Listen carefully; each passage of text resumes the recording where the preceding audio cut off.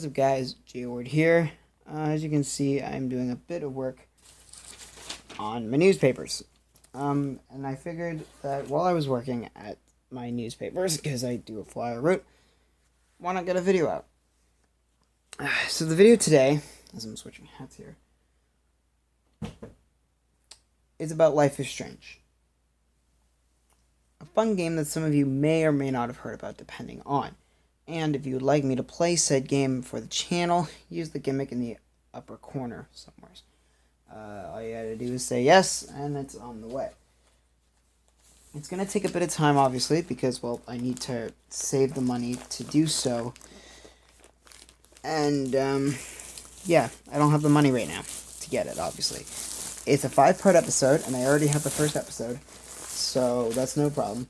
I just need the money to buy episodes 2, 3, 4, and 5. So I need to buy the other episodes first, and then once I do that, then I can get started on the whole Let's Play series. On that anyways. However, the one thing that I do want to talk to you guys about is episode 5. Now, obviously, because I want to play the game, doesn't mean I won't watch gameplay ahead of time, just to sort of know what I'm getting myself into. I kind of want to be in the know, so that way I'm not totally failing, but at the same time, it's episodic content, therefore, it doesn't matter, I can kind of control my own game anyways, though it won't be the same, which is great. However, episode 5 is talked about as one of the worst of the series, and, well, I think I can do better. Now, this isn't a normal, like, how something should be done video. This is going to be done just a bit different. See, what some people may or may not know about Life is Strange, and this is important detail for you guys to know, is that each episode feels like a game. Like, it feels like you've played an entire video game that you might have just bought for $60 to $40. This is important. Why is this important? Well, I'll tell you why. Because it means the people at Square Enix, whatever, the company that made the game, basically, within the span of, I don't even know how long, built 5 different games for one game. Just think about that. Could you imagine, first of all, building a game the length of one episode of Life is Strange? Now imagine doing that 5 times over. That's insane. So, they did a great job. However, their ending, is lackluster. And I'm here to both defend it and make it better. Without further ado, let's hop into it. So, just to give you guys a quick heads up as to where we're at this point. You've gone through at least 4 different episodes of the series, going through time travel and many other things, alternate realities, all that stuff. You went through a good portion of the game. But this game could have been done better. It's interesting because when covering time travel is one of the biggest loopholes and plot points ever. Like, just ask the Harry Potter series. It suffers all the way around. There is no good way to do time travel, because essentially, once you introduce the fact that time travel is a thing in your universe, well, now why is every bad thing anything ever happening? You know? And episode 5 almost felt like it was backtracking.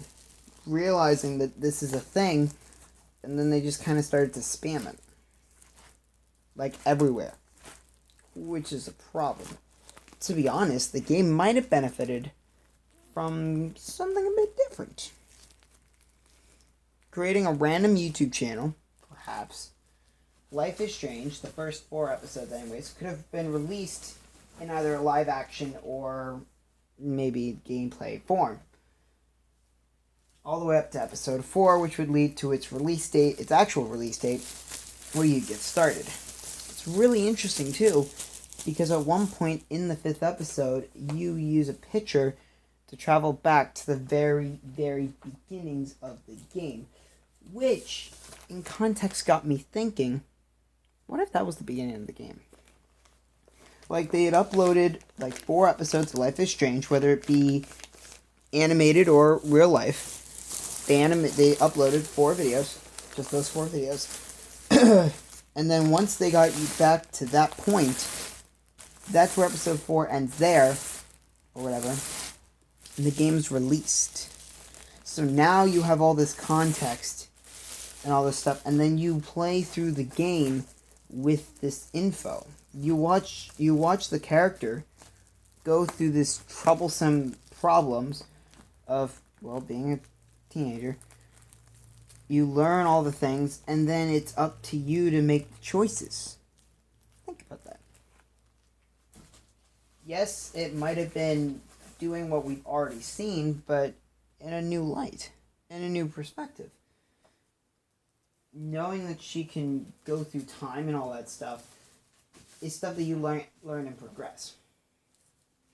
And it was smart on Square Enix to decide to not say how she got her powers. That was lovely. Smart move there. However, everything else is not a good idea. If anything, it just went downhill, and it just downhilled. Honestly, it might have been better if they stopped at revealing that the teacher was the bad guy. And you used your time powers to get out of the problem. It just kind of went overboard, and, I mean, whatever happened to them, I wish them good luck. Sooner or later, I'll probably be talking about the newest development. The fact that Life is Strange is coming out with a sequel. Life is Strange 2, Before the Storm. Oh gosh, it's a prequel. Yes, we're talking about the prequel. Should it happen? Should it not be a prequel? Could you technically get away with a season 2 of Life is Strange with Chloe as the lead? Or with Max as the lead, I should say. Who knows? Either way, whatever the case may be, I'm very much excited. I'm looking forward to it. Life is Strange might be underrated, but it's good. It tells a phenomenal story, and it hits points on purpose. Sure, sometimes it may seem corny. Yeah, sure, sometimes it may seem, too reality-based. They make a lot of fourth-wall jokes and are oftentimes corny. Maybe some people don't like that. But most people like to be corny. I mean, maybe not they like to be corny. But, I mean, look at me. I try to be as corny as possible. I think it encaptures it well. And honestly, I'm sure on this channel at some point we'll have a debate over whether episodic content is good or bad, or how you have to pay $4.99 just to play an episode.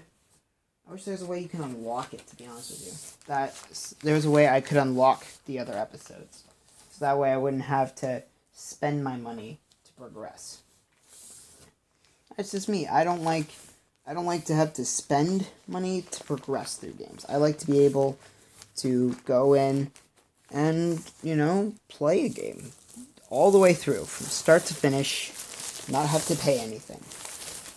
If anything, the only times I should have to pay money are for things to enhance the game, And a great example of this are the wrestling games. The wrestling games as DLC isn't there because you need to download them to beat the game, per se. But they're there to enhance your experience, whether it be to add characters, attires, extra arenas, etc. That's a great example of DLC for enhancing the game, not to finish it. Kind of wish you didn't have to spend money to get past games like this. You could just play straight through, or at least wait a time period. I'm sure I'll be talking about this a lot more, but yeah, I just figured I'd get all that out. Get it all done, because I really want to play Life is Strange. So, if you guys would like to see Life is Strange, again, use the gimmick in the upper corner. I'm Jay Ward. We'll see you all later.